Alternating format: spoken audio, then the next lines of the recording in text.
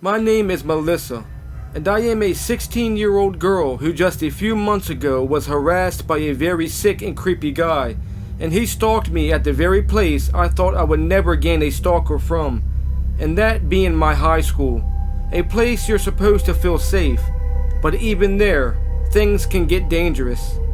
The scary events actually started a few days before I found out who my stalker was, where he was leaving letters in my mailbox.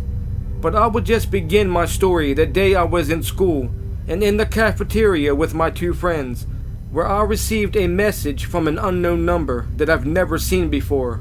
And at first, I thought it was this cute guy I met at a party just a few days before. But when I saw the message, it was not the person I thought it was.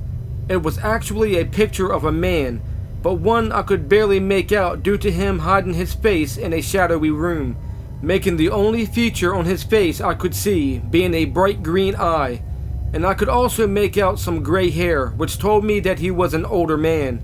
And if that wasn't creepy enough, the message he sent with the picture had me very scared, because the message read, "Always watching." Feeling uneasy, I showed my friends the message, which they were weirded out by it as well. But we all came up with the conclusion that it was probably someone texting random numbers as a prank or something, similar to the guy on TikTok who texts random numbers. And thinking that was a possibility did take away some of the uneasiness I was feeling, so I just went about my day, until I found myself back in class where I would receive another message from the same person, and yet again, it was a picture of the same green eye close up to the camera, but this time, I could see me and my friends sitting at our lunch table in the cafeteria in the background, and the caption of the picture read, "I'm really watching." And that was enough to have me scream out a little bit, which caught the attention of my male teacher, who would walk over and ask me what was wrong. So I showed him the messages I was receiving, which seemed to freak him out just as much as it did me, at least enough for him to tell my classmates to put their work on hold while he escorted me to the main office so we could report the strange circumstances to the principal. But while standing in the main office, I would receive another picture, and it was one of me walking with my teacher that was just taken a few seconds before. So I text back asking them why they were harassing me, in which he responded by saying the words, "Pretty girl." Thankfully, my principal and teacher would then take my phone and look over the messages and the two pictures of the man, and once they did, they would then look at each other in a way that told me they knew who it was. The principal would walk out of the office, and after a few minutes would return and call the police, who took their time to arrive. But once they did, I would witness them escorting the janitor out of the school, but not before he would stop and look over at me through the office's windows with a blank look on his face before being pushed out of the doors by an officer. It really was him, and it was confirmed after seeing his bushy gray hair and green eyes, and it made sense because I do remember him mopping up something in a cafeteria right as my two friends and I were talking about the picture he sent. But never in 1,000 years would I have guessed it would be my school's janitor that turned out to be my creepy stalker, and for reasons I do not know. But I still have questions on how he got my number, or how he found out where I lived, and thinking about that gives me anxiety. Thank God I haven't seen him after that day in school, but I did get a restraining order on him. But sometimes I wonder if he's still watching. It was a typical Friday night at our school. At the time we were having a dance. My friend Josh and I were never one for dances, so instead we found ourselves going down into the school's basement. As we made our way down the barely lit staircase, the sound of the music from above faded out into nothing. The air down there was thick with the scent of must and mildew, and I couldn't help but feel a bit of uneasiness going down there. But I just sucked it up and tried to hide my fears from Josh, who would have never let me forget about how scared I was. After making our way into the basement, we found a spot to chill, which was off in the corner behind dusty boxes and old school chairs stacked up next to each other. Once hiding ourselves enough that no one could see us, Josh put a grin on his face, giving a typical look of excitement as his eyes lit up while he produced a small bag of marijuana from his pocket. "What do you say we make this a little more interesting?" he whispered to me as he began to open it. Despite my nerves, I couldn't resist the thrill of rebellion that coursed through me as we lit up and took a few hits. But our moment of blazing up was short-lived through, and that was due to a sudden noise that echoed throughout the darkness, along with someone clearing their throat, but in a sort of way that they tried to stay quiet while doing so. And just hearing them had me just about crap myself out of fear of being caught. Josh's laughter faltered a little, and we exchanged nervous glances as the sound of someone moving around down there also caught our attention, making us think that we were caught, and a teacher or the principal were about to make themselves known. So we peeked through the boxes, and that is when we first saw him. Emerging out of a door from what I thought was the janitor's closet was a heavy-set man, one that gave off very strange vibes, and his appearance made my heart skip a beat. I mean, he wasn't dressed like a janitor, but more like a trucker, one with kind of long scraggly brown hair, a dirty-looking cap on his head, with a pair of blue jeans that was full of holes at the knees, and also a worn-out green thermal sweater. And his eyes were dark and bloodshot, with a look of intensity on his face, and I could feel the hairs on the back of my neck raise up while looking at that guy. And I knew that something was off about him. I mean, I never saw him before that night, but summed him up to being down in our school's basement as him being our school's new custodian. Panic surged through me as I stumbled backward, almost knocking over the old boxes and chairs that were stacked up around us, as the thought of the two of us getting in trouble came into my mind. But Josh, ever the daredevil he was, brushed off my concerns with a nervous laugh, insisting that the guy probably smelt the marijuana and wanted a hit of it as well. But I knew better. If he was the new custodian, chances are he did smell the weed we were smoking and was looking for us so he could take us up to the principal. So I forced Josh to put out the blunt and remain quiet. But as those of you who have smoked weed know, being high could make some people laugh at anything, even serious situations. And Josh's laughter would fill the entire basement, giving away our location. But I didn't join in with Josh. I was more paranoid and thought to myself, this is it. I won't be able to graduate and most likely will be expelled, and on top of that being chewed out by my parents. So I just sat there waiting for the man to walk over and make us come with him to the main office. But that's when our night would start to get really terrifying, which began once the man's footsteps walked past us and over to the stairs, where we would hear the guy walk up the steps, then lock the door to the basement. Josh and I both climbed out from our hiding spot, Josh then seeing the seriousness of the situation as he too found the man's actions weird. I mean, why would he lock the door instead of forcing us to come out and go with him upstairs? And that's when I remembered something. The janitor's closet wasn't in the basement. It was actually next to the nurse's office. So, whoever it was down in the basement with us at the time was not the custodian, and I informed Josh about it. So we ran further down the hallway, but there wasn't anywhere to exit the basement, and the windows were too small for us to climb through. And with the sound of the man walking back down the stairs of the basement gave me and Josh no choice but to lock ourselves in the very room the guy came out of, which turned out to be a small room the school used to also store things in. But that would seem to enrage the guy, who started violently twisting the knob to the door before he began pounding on it while shouting out threats, and we soon found out why.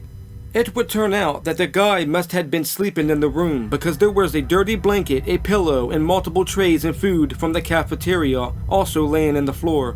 But the most scariest thing we found in the room was the duffel bag that had multiple IDs in it, belonging to multiple people that was clearly not that guy.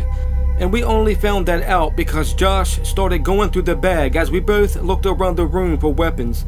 Unfortunately, not finding anything we could use, we both decided to open the door and rush the guy, or at least push past him. So, with no other option, and even though we were both scared at the time, we would open the door and rush towards the guy together, thankfully knocking him to the floor as we ran up the stairs and out of the basement.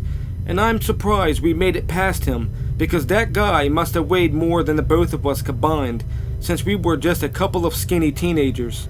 But being too afraid to get in trouble for sneaking into the basement of our school and smoking marijuana, We didn't tell anyone, which would go on to be the worst decision we ever made, and we just left the school that night and went home, still panicking and freaking out over the whole situation.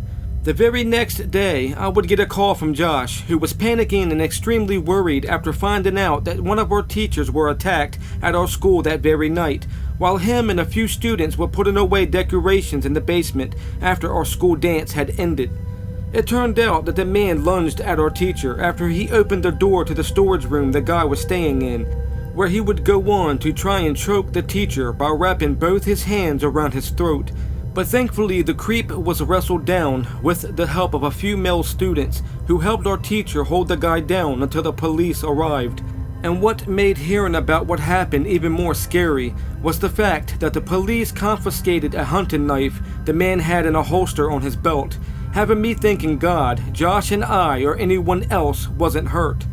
But sometimes I wonder what that dude's intentions were when he walked past mine and Josh's hiding spot so he could lock the door to the basement. And after experiencing his violent actions and threats when we locked ourselves in the storage room, something tells me he was looking to do us harm. And judging by the stolen IDs in his bag, I'd say that he's already harmed others before. I am now in my 30s. But this is a story I thought I should share due to how messed up it became, which kind of scarred me for life. And it took place in my high school days, where we were just coming out of summer vacation and were going back to school. But during my break, I met and began to date this girl one of my friends set me up with. I didn't know her, but I seen her in school a few times, which at first glance, she seems normal like your average everyday teenage girl. But after dating her half the summer, I came to know who she really is. And that is someone who likes weird and creepy things, like poking herself and drawing out blood just so she can lick it off of her arms. And at one point, she wanted to do it to me. So I didn't think twice before I broke things off with her and put her in the past. Now fast forward to us being at school as I'm sitting in class, where she would repeatedly text me, causing me to turn off my phone due to how annoying it was to hear it vibrate. And not even a minute went by before she sending me threatening messages, but this time to my friend's phone, who was sitting right behind me. And if that wasn't crazy enough, she would enter my classroom and begin to yell at me things like I was going to pay for leaving her and that her new boyfriend was going to kick my ass. But thankfully my teacher made her leave before locking the classroom door, which made her stare at me intensely through the window of it, before she gave up and walked away. Later on, after turning my phone back on, as I was making my way to second period, I would unlock it just to see hundreds of messages from her that I deleted in bulk while walking to class. But before making it there, she would appear yet again, while crying and begging me to take her back. But once I refused her, her crying face would then turn into an angry one, as she silently turned around slowly and started walking away while talking to herself under her breath. I just giggled nervously while watching her, before I just went to class, a bit creeped out but hopeful that she would leave me alone.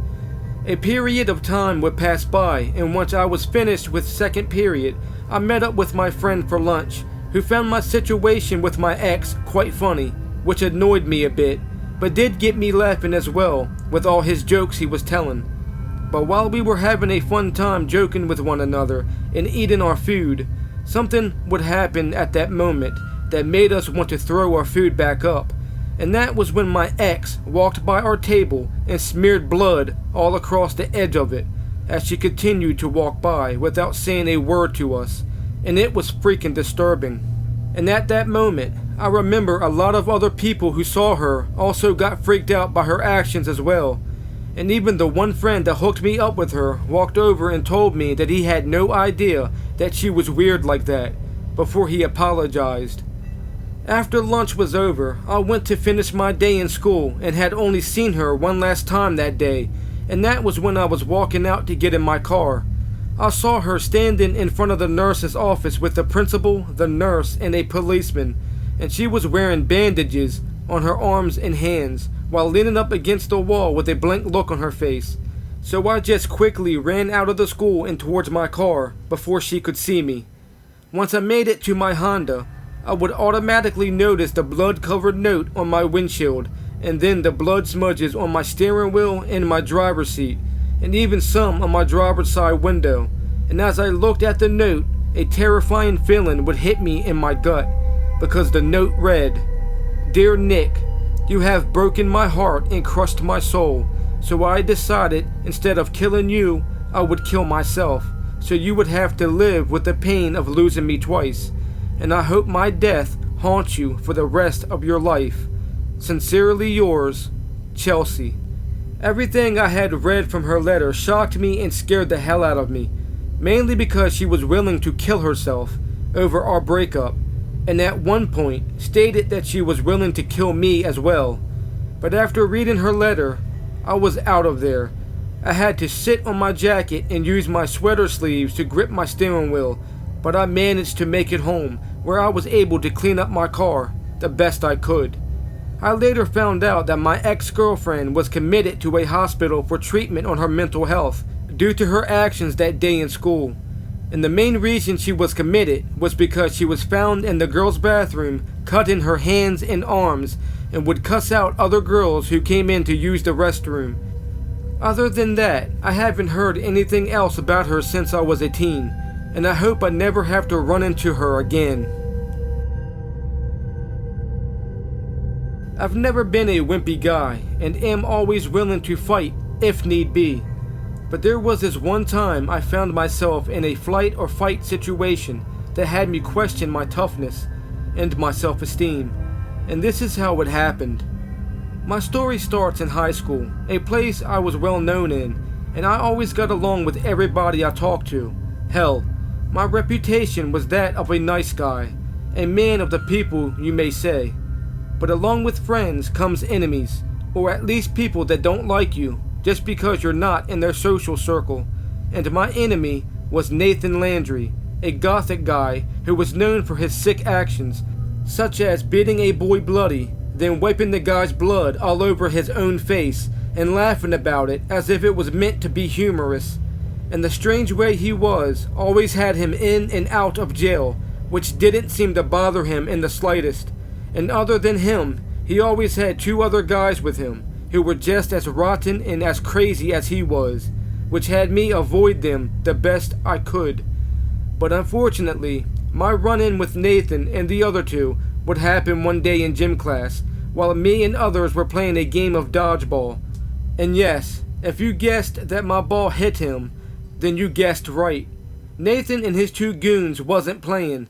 They were sitting on the bleachers talking amongst themselves when I threw my ball at someone who dodged it, causing it to strike Nathan in the face.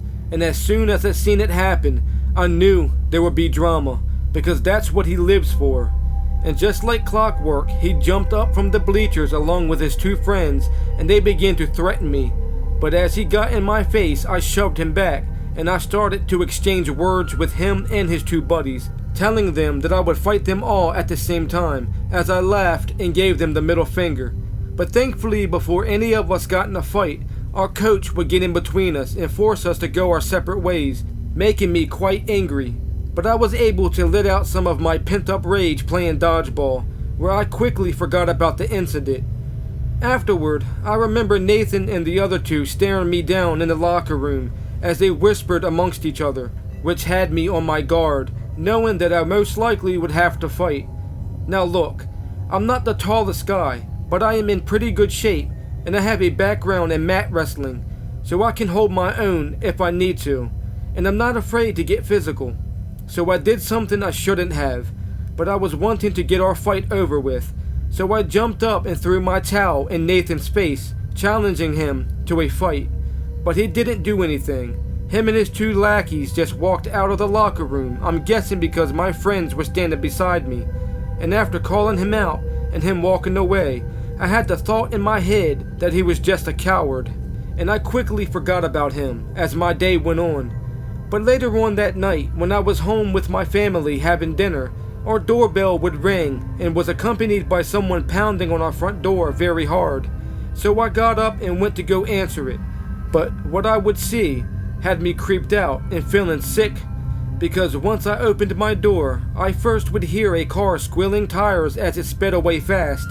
Then I would look down, where I would see why they were in a hurry to flee.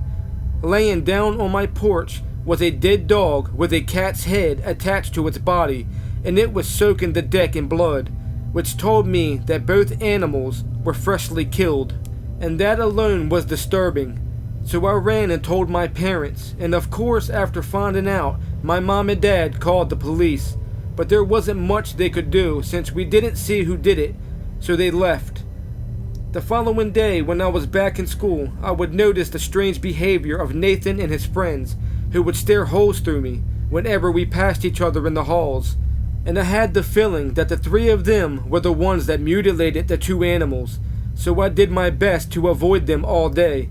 But once school was finished, I began my walk home like I did every day. But that day is when I began to have a terrible feeling, where something was telling me not to walk home and to take the bus. But I ignored it and just continued to walk, making it a mile away from the school grounds, where I would eventually get off the main street and onto the dirt road I always took as a shortcut to my house.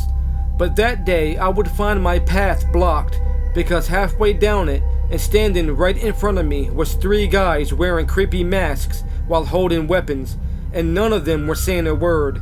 They just stood there silently for a few minutes before running at me full speed. And when I turned around, I would see two more guys rushing at me from the other direction, giving me two choices. I could fight and possibly be hurt or worse by those guys, or I can run away like a coward. Well, I hate to admit it, but I ran for my life, especially since I seen those guys holding weapons, and a few had knives. So I ran through the woods a bit until I came out into an opening where I seen a house.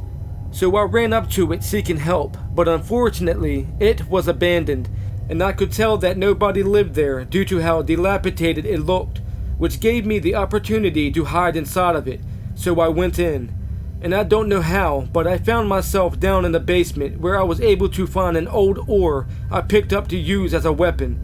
And no sooner did I pick it up, that's when two of the guys came down into the basement and stood at the bottom of the stairs just looking at me, right before a door to my left would open up as another guy in a mask appeared from it. And right as he started to speak to me, I knew it was Nathan, and to this day I never forgot what he said to me. He told me if he ever sees me in school again, that he would do to my parents what he did to the cat and the dog, before him and the other two guys abruptly walked back up the stairs and out of sight. I just stood there terrified and trying to comprehend what just happened to me, and I even had the thought of Nathan killing my mom and dad stuck in my mind. So I thought about calling the police, but he had other people chasing me who were wearing masks, and I had no clue who they were. So even if I got Nathan locked up, his friends could still come for me and my family.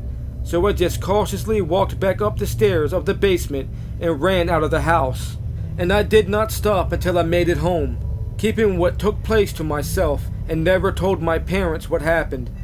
Hell, man, I never told anybody out of fear, and only just now I figured I would, since I've been well out of high school and my family and I moved away from our old community, so I felt safe enough to share my experience with my old high school psycho.